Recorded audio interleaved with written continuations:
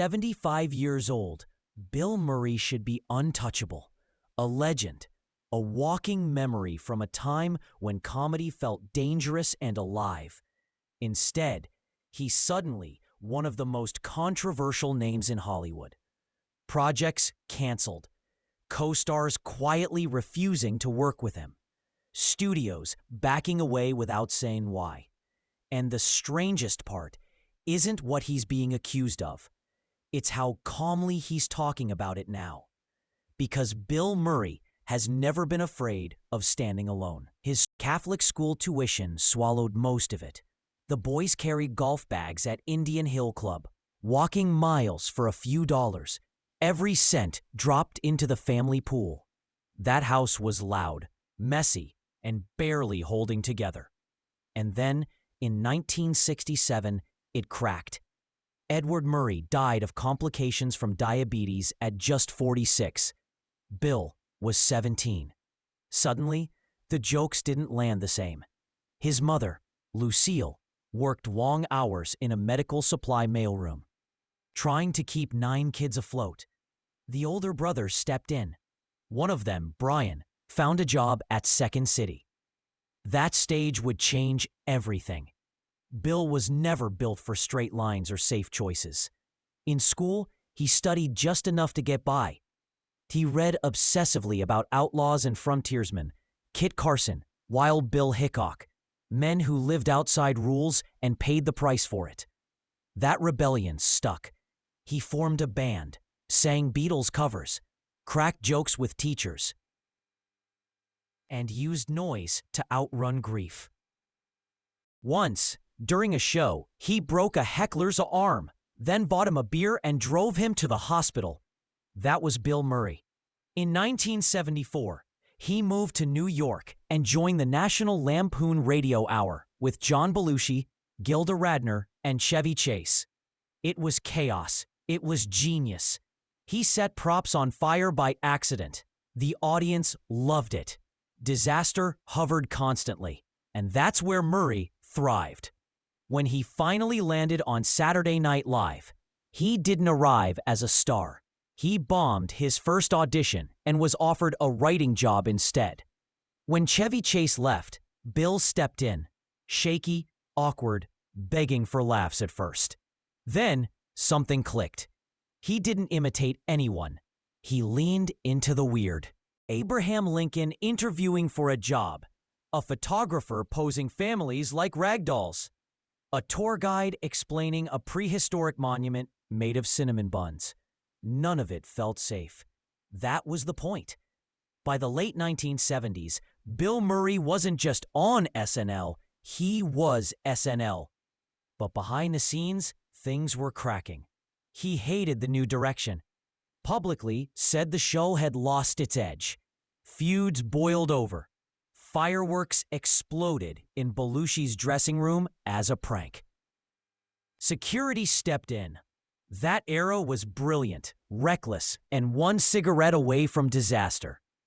Hollywood came calling anyway. Meatballs was chaos. Real kids revolted on set. Equipment got sabotaged. And out of that mess came the line that defined a generation. It just doesn't matter. The movie made $43 million on a $1.6 million budget. Then Caddyshack turned him into a myth. Carl Spackler wasn't even supposed to be important. Most of his scenes were improvised in 6 days. The Cinderella story monologue wasn't written. It just poured out of him in one take. The film made $40 million. That monologue became immortal. But Murray's genius came with a temper. He smashed a $10,000 custom-built water feature on set in a rage. No one yelled. Everyone froze. The set stayed broken. Somehow, that damage felt honest. He didn't act in movies. He collided with them. That collision followed him everywhere.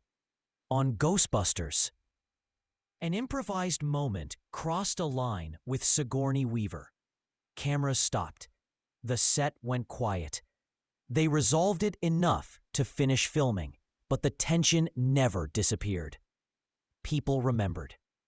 On What About Bob, he method acted by stalking Richard Dreyfuss off camera. Restaurants, hotels, backstage. It wasn't funny. Dreyfuss merely quit. By Groundhog Day, Murray was exhausted, burned out. Harold Ramis pushed him through endless takes, using his real frustration as fuel. The film became a masterpiece, but their friendship didn't survive it. Then, something changed. In 1998, Rushmore arrived. No punchlines, no safety net. Just silence, regret, sadness. Murray took a tiny paycheck and gave everything. Hollywood stopped laughing and started watching. Lost in Translation sealed it. A man alone in a foreign city, fading quietly. When Murray whispered something to Scarlett Johansson at the end, the world never heard it, until decades later. Don't forget me. That line says more about Bill Murray than any joke ever did. But time doesn't erase patterns. In 2022, during rehearsals for Being Mortal, a crew member accused him of misconduct. Production shut down. A settlement followed. The film was canceled. Murray called it funny and stupid. He didn't deny it outright. The backlash was brutal, and suddenly, the chaos that once felt charming felt heavy. Now, at 75, Bill Murray is still showing up, still strange, still swinging. He admits he was lazy, that he waited too long, that he's starting over. Indie films, small roles, confessions instead of punchlines. Maybe this is the cost of a career built on pushing boundaries. Eventually, you cross one too many. Bill Murray never followed the map. He never wanted to. He turned mistakes into moments, discomfort into art, silence into meaning. And now, the world is deciding whether it still has room for him. The question isn't whether Bill Murray is funny. The question is whether we're ready to see the man when the jokes finally stop. And that might be the hardest role he's ever played.